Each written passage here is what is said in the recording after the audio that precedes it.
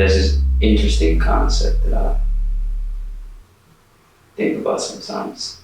It's something that Jordan Peterson has discussed in his authors program, where you have to approach a situation as if you were to, when helping yourself, helping someone you care for. So write down what you want to achieve in 3 years, and how to go about that, for instance. But you don't write that for yourself. Write it as if you were to write it down for a friend you care dearly. Yes. Do you think that's a good approach? And also, why do you think that some people find that necessary? I think if execution is the only thing that you care about, then it's a great approach. And the reason for that is the answer to the second question of why it's necessary for some people. Because in most instances, we find that people would do more for others than they do for themselves. Chances are you will do more for the person you love than you will do for yourself. So people would do, for example, parents would do more for their children than they do for themselves. Perhaps a husband would do more for his wife than he would do for himself. A child would do more for their parent than they would do for themselves. Whereas if for example, if your parent is ill, it doesn't have to be like a terminal illness. It can just be like a cold or they have the flu. Perhaps you'll do more for that parent than you would do for yourself if you had the flu. If you had the flu, it's just, okay, I'm gonna go lay down for a couple of days. Stay hydrated, that's it. But you will go above and beyond for the parent.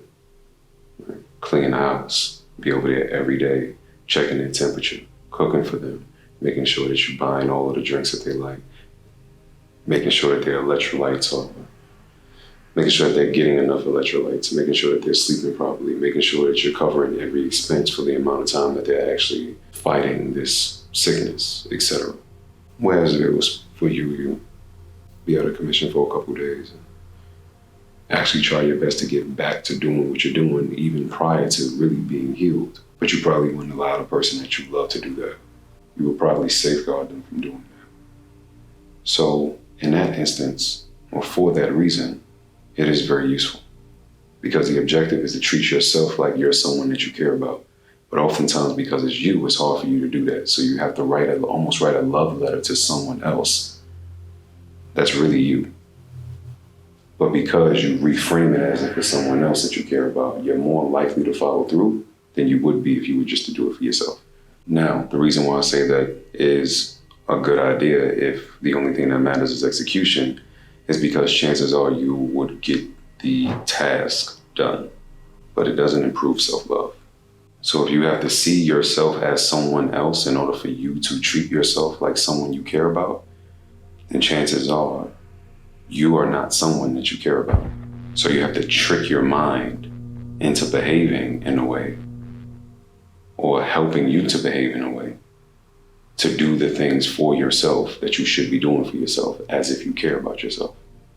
Of course, you do that because you care about yourself. But in you knowing that you have to do that, perhaps you also understand that your concern for you is lacking a bit, which is why you have to go through this trick. You have to hack yourself to do something as opposed to going directly to self and doing what's necessary for self directly because you genuinely believe that you're someone that is worthy of being cared for by yourself, meaning by you. But because in a lot of instances we don't think that about ourselves, at least not enough to love out, well, at least not enough to treat ourselves that way. We think that we're worthy of being loved by others in some instances, yes, but not necessarily, and treated accordingly by others, but not necessarily being loved and treated accordingly by ourselves. And so we have to trick ourselves to do it. So if execution is the only thing that matters to you, then yes, perhaps that's a great idea for you to do that. But if you actually want to love yourself, then perhaps you want to focus on things that build self-love as opposed to hacks to just help you get things done. You say do things that actually result in self-love. I think it's very paramount to love yourself. Mm-hmm. I do see people be like, oh, they say a lot, but then their actions are kind of not congruent with it. Yeah. So it's like they have to keep reminding themselves of it. Yeah. And I think if you want to perform at your peak, that's maybe not something you want to have to keep doing. Well, essentially, if you want to perform at your peak, reminding yourself that you love yourself is pivotal. So it actually is something that you would keep doing because you have to reinforce positivity in your life. But the best way to reinforce it is to reward it. Who is self? And oftentimes that's a very large question for people, and it's very confronting and it's very uncomfortable. So you don't have to start there. You can start by asking yourself questions about the person that you admire most in your life. Maybe that person is not you yet. Maybe it's your child. Maybe it's your lover. Maybe it's your parent. Cool. Whoever it is. What are the qualities of that person has that makes it so that they're so lovable by you? Write them out.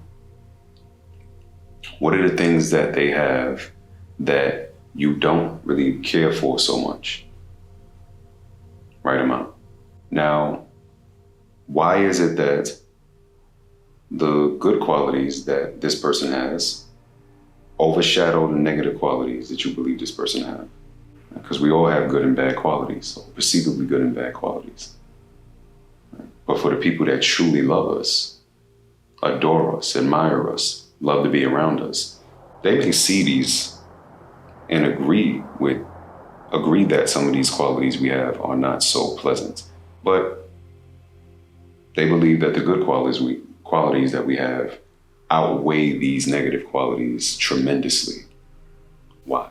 I'm not saying ask those people why they think that about us. I'm saying ask ourselves why we think that about the people that we think that about. So for the person that you admire the most, you already have a list of everything you love about them, everything that's so amazing about them, all of those qualities.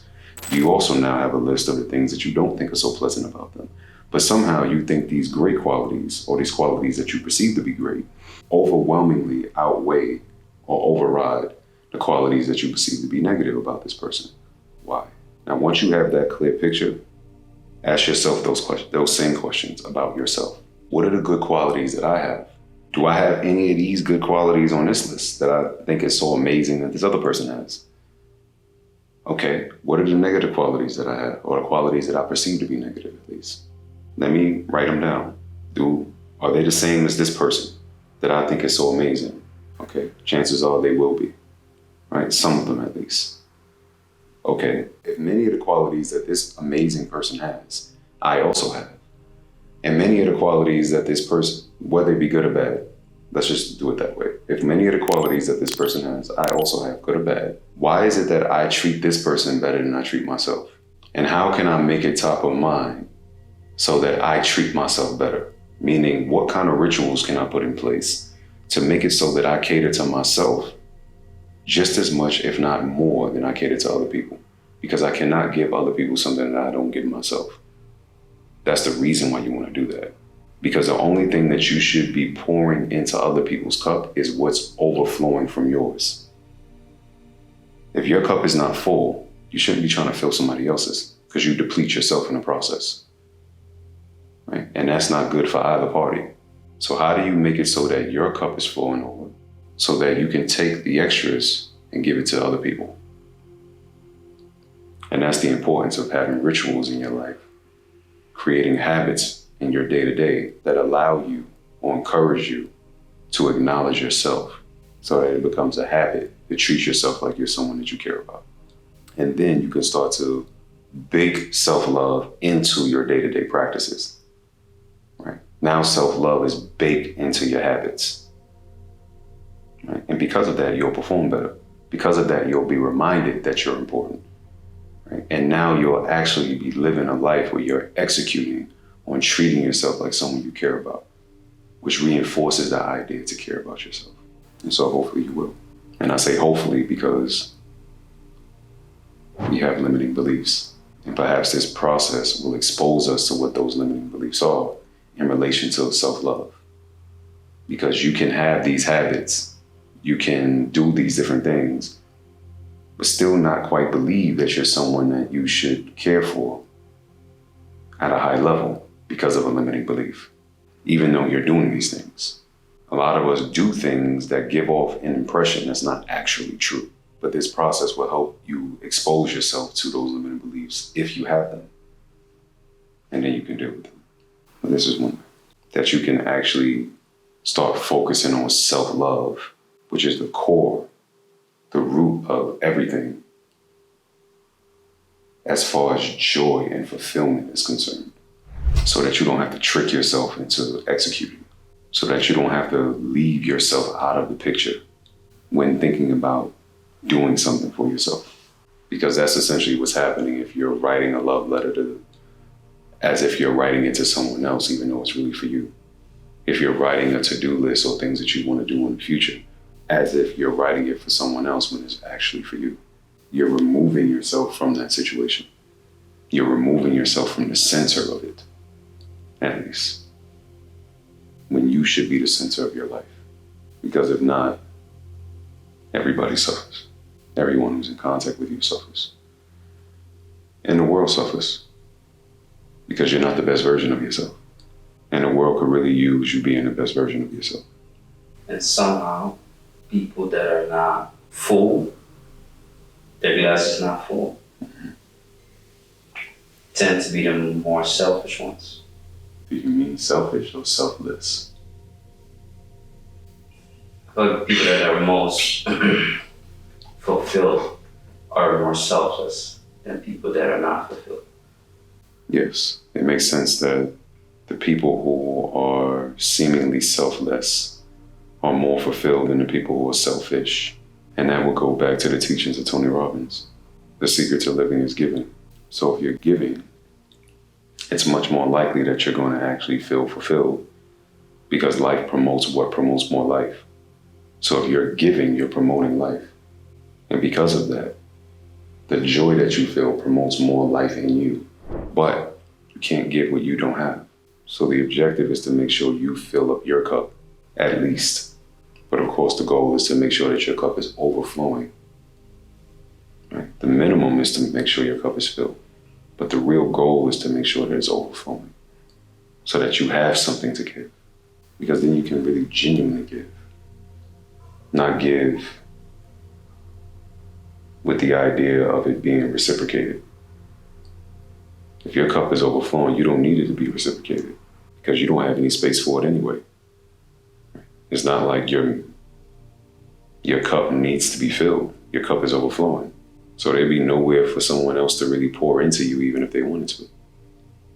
But the fact that they do is a nice gesture. And it helps you to build a rapport with this person, right? And that's where relationships come into play. Because now the relationship it's kind of like those, if you have like these liquid tricks, where you have all these cups lined up, and then there's like some cups carefully lined up on top of them, and etc. And if you pour water into the top one, it fills up all the other cups, right? That's how your network expands, right? So now everybody's cup is overflowing. And because of that, the network functions in a way where everyone is elevated.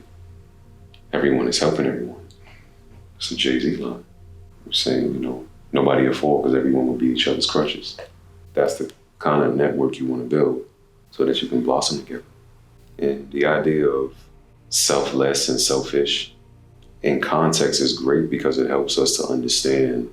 It helps us to understand that there are some people who are interested in giving and some who aren't.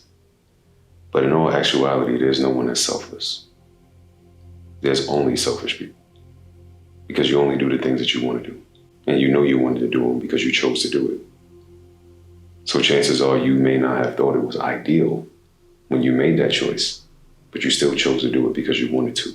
You wanted to. That's selfish. So the concept of selflessness is not real. Everyone is selfish. And the moment that you're selfless is the moment that you're probably not living anymore. Because to be selfless is to lack self. And when you lack self, it's probably because you've transitioned. Meaning you, self, is no longer existent. Until then, you're selfish. Just like everyone else is. I wonder how that is applicable to a romantic relationship. Because people always say, like, you don't come in as like two halves and make a whole, but you come as like two complete people coming together. Mm-hmm. But you still, I don't know if you need each other. Because people always say, like, oh, I don't need like a man or a woman, this and that, third. But I feel like deep down, they sort of do. Or I don't know whether it's a need or like a burning desire. But a burning desire coming from a need. Because I feel like everybody wants companion. I think very few people are content with being alone. They might say that they are. Mm-hmm. But then the moment that they get companion, it's very obvious that that's something that they've been missing. Yes. In a lot of instances, that has been what I've also witnessed. We need each other as people. Right? Men and women need each other. Now, we live in a very misleading society that could encourage us to believe that we don't need each other because we can cover all of the basic necessities of life without one another, at least directly. We don't directly need each other in order to do that. Of course, we collectively help this society to be what it is. And so for that reason, we need each other indirectly. We need the people who pave the roads. We need the people who build the cars. We need the people who build the bridges, etc. So in that way, indirectly, we need each other. But also directly, we need each other if we want to keep this thing called the human race going. So we do need each other. But this superficial, misleading, fragile society helps to encourage us that we don't. This is a very fragile existence. It takes a lot of things to go right in order to maintain our current civilization that many would argue is not civilized at all. The concept sounds good. We've mistreated each other for a long time. So because of that, it could be very attractive to say, I don't need anybody. Finally, I can do this on my own and thus not subject myself to the mistreatment from others. But that's not a reality. That's a perceived reality. But if we really were to dissect life in the Western world, it's not true. Because we're using people right now that we don't even know that we're using. That Indonesian kid that's working in the sweatshop to create those sneakers that you think is so dope is someone that you are relying on, even though you don't acknowledge that you're relying on them. You are. There's a lot of things that are done behind the scenes that we don't even realize is part of supporting our day-to-day activity and our day-to-day lifestyle that we don't do, yet we expect the convenience. So someone has to do it. So if someone's doing it, you're not. But you want this so badly that you actually feel like you need it. And in some instances, it's things that you actually do need, like food, like water. So you need people. We've grown accustomed to going into our bathroom and turning the knob and water runs. But there are a lot of places in the world where that's still not a reality. Having a toilet that flushes, that's still not a reality in a lot of places in the world. Sanitation is not resolved in a lot of places in the world. But for some people it is. And that is probably not their doing. It's something that happened, something that was created, and something that is maintained by someone else. That if you want to continue to have, you need. If you want to continue to have these spoils, then you need those other people, either to maintain it for you or to teach you how to do it. And that's for so many different things in life. Because nowadays, we're seemingly becoming a jack of all trades, Jill of all trades, master of none. We're specialized generalists because we are standing on the shoulders of people who truly specialized in something and thus created a life that was more relaxed, less manual, less physical for us. We need each other. No one does this alone. That's not even a flex, as much as people try to act like it is. That's not even a flex, as much as we often act like it is. The goal is to have a community. The goal is not to do it alone. You didn't even get here alone. Your father needed your mom. Your mom needed your dad. That needed to happen.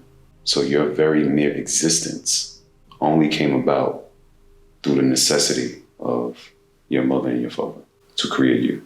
So coming into a world through others, thinking that you don't need anyone, is short-sighted.